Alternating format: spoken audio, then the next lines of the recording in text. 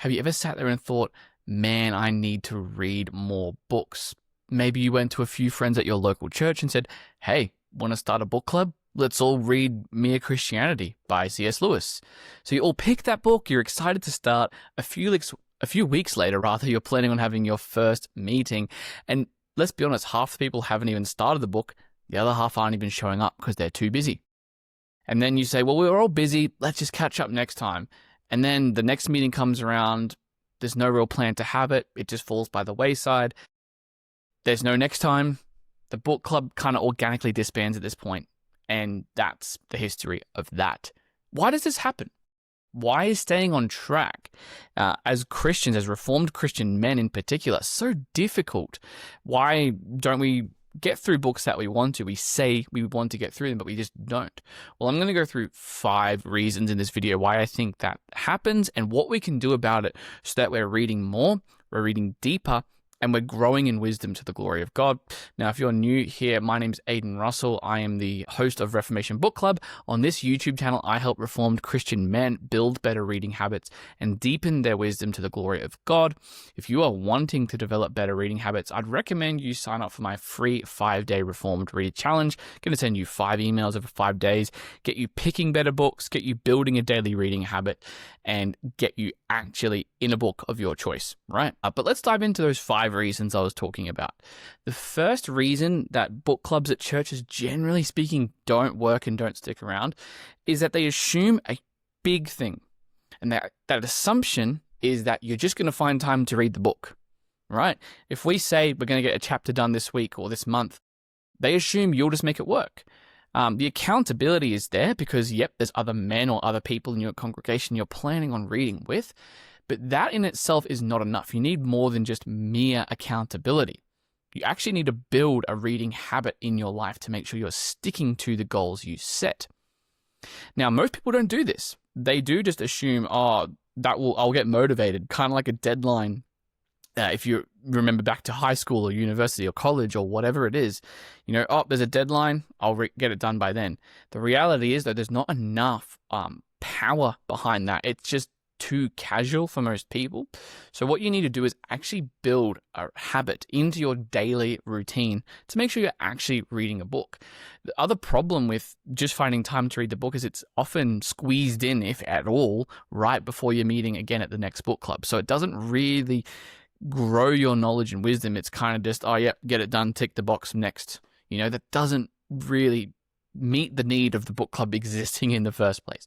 So this involves sacrifice and intentionality because reading regularly is difficult, especially in our modern age. And I've got other videos on why that is the case on the channel. I encourage you to go check that out. In Reformation Book Club, which is my online book club where we all read books together and encourage and spur one another on to read more, we actually have courses that deliberately help you build those habits. It's something I haven't seen other people do. For example, we have a Start Here introductory course, which helps you sort of establish that first habit. We go deeper into that in the Reading Habits Bootcamp, which is another course on Reformation Book Club, where I actually show you how to remove distractions, that things that get in the way of reading in your life, how to create a daily rhythm of reading, what I call your daily pages, how to set an appropriate amount of reading, whether it's pages or minutes in your day for where you're at and what your ability is right now. And also talking about planning out your reading so you're reading books in a certain order that makes sense for you. Things like that most people just look over. They just think, I'll read and I'll get there eventually.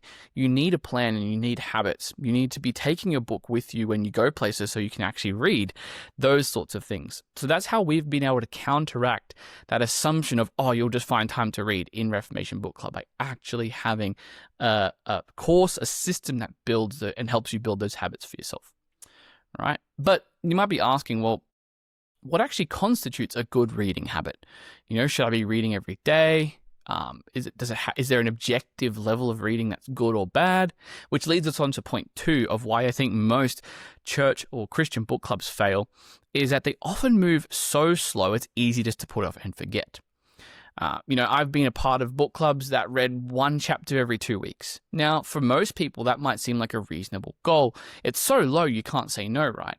Now, I'm the biggest fan of setting reasonable, realistic goals for your reading. If all you can do is just read 5 pages a day, that is perfectly fine. I don't think you need to have, I think we need to have Christian humility around how much we can actually read. Right?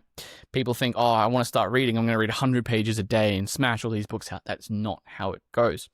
However, most Christian book clubs I found move at such a slow pace, it's easy to put off altogether. I think it's actually, there's no challenge to it almost, that people don't actually feel inspired to take action.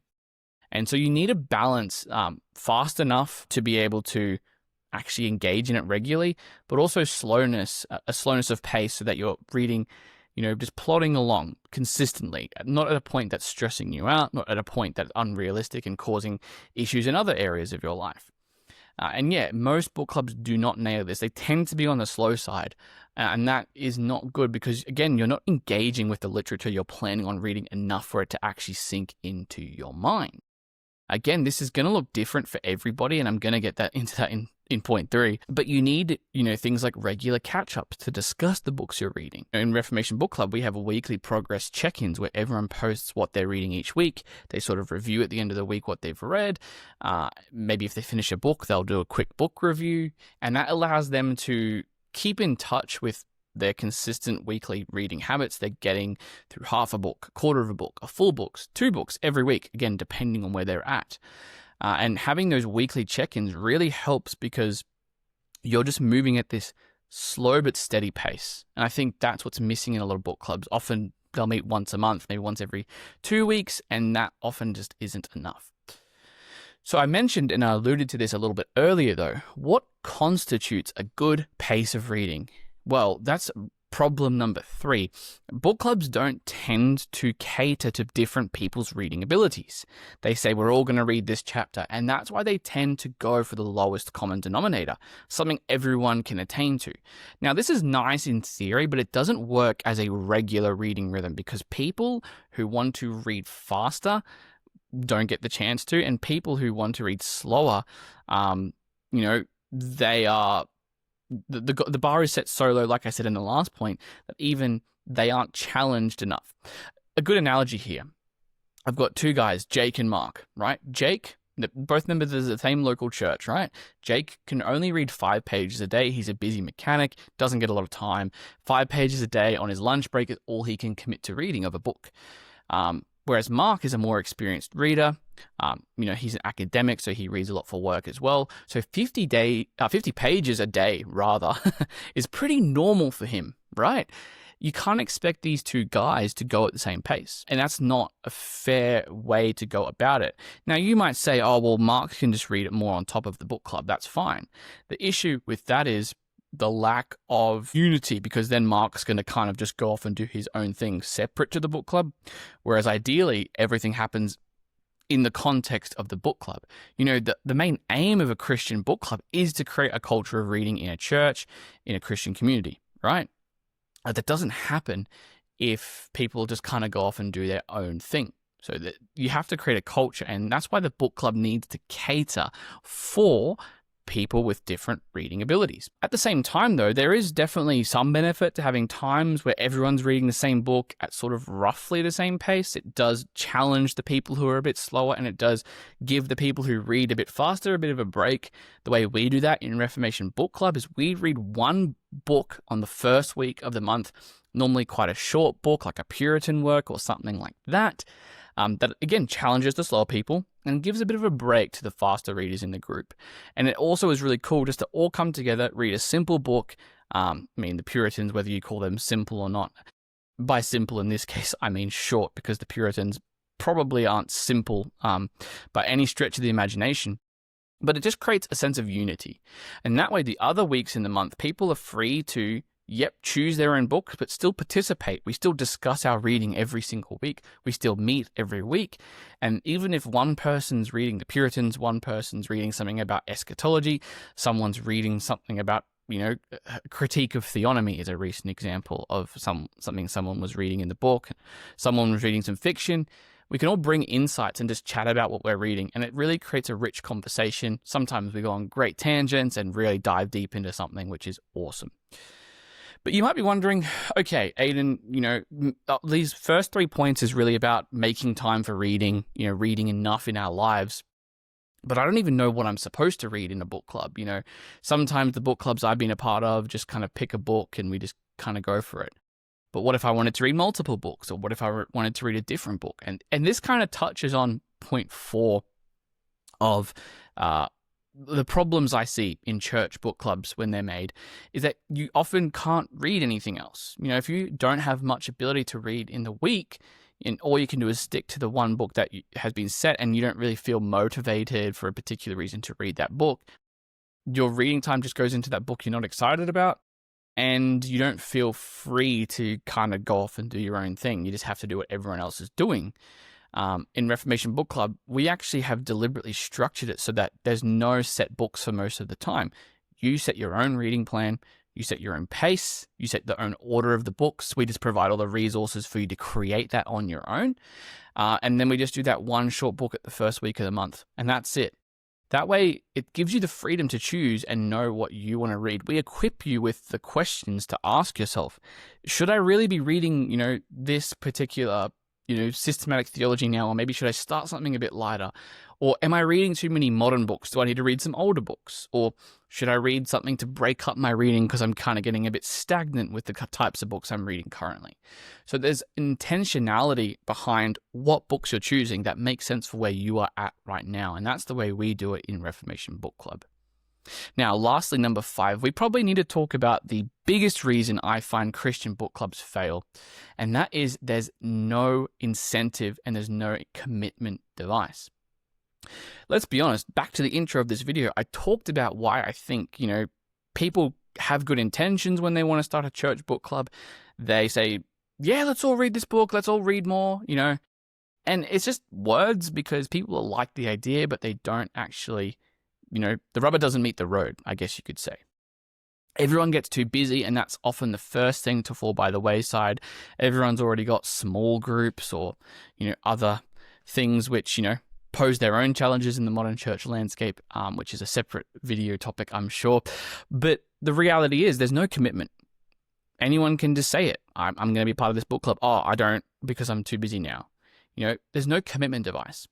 Now, often, there's many different types of commitment devices where, you all sort of say, you all keep each other accountable to your word. That can work. But often, something like a financial commitment device or, the purchase of the book, maybe that you're reading, is a bit more tangible and strong because you've put something on the line and said, well, I've done this, I've spent the money, I'm going to just read the book. And that is a motivating factor in being a part of the book club. And that's, there's obviously a financial incentive with Reformation Book Club. You pay your low monthly fee and you're in and you get to participate. And that incentive keeps you participating and not just making it another book club that you forget about, right? There needs to be some sort of commitment device to actually make sure you're reading more. Not that it's the same thing when you charge for a book club, but it's part of giving to a church. When you give to a church, you're incentivized. You're developing an attachment to that church, if that makes sense. There's not that you're giving to participate in the church, it's the other way around, of course, but there is that attachment there, so you feel like you're part of something. And I think that's probably one of the biggest things. Free book clubs, they sound great, everyone wants to be part of one, but never actually works out. And that's 5 reasons, and that's how we do things differently in Reformation Book Club. We help you build habits into your daily routine. We move at a weekly pace where you're checking in with whatever reading you've done in the past week to keep consistent. We adjust and allow you to adjust for your own personal reading ability, which is something most book clubs don't do. You can choose what you want to read, in what order, and you can commit properly by being part of a dedicated community. So if you want to be a part of a book club that actually is going to keep you accountable to your reading goals, join us in RBC. I'll leave a link in the description. If you're not ready to take your next step, though, again, Join us in the 5-day Reformed Reader Challenge. I'll just send you those 5 emails over 5 days with the option of then upgrading to Reformation Book Club at the end. Would love to have you in, help you stay accountable to reading books. And if you've got any questions about Reformation Book Club, just leave a comment below this video or email me. Well, I hope this has encouraged you and given you a path forward for getting back on track with your reading. And until the next video, God bless, and I'll see you next time.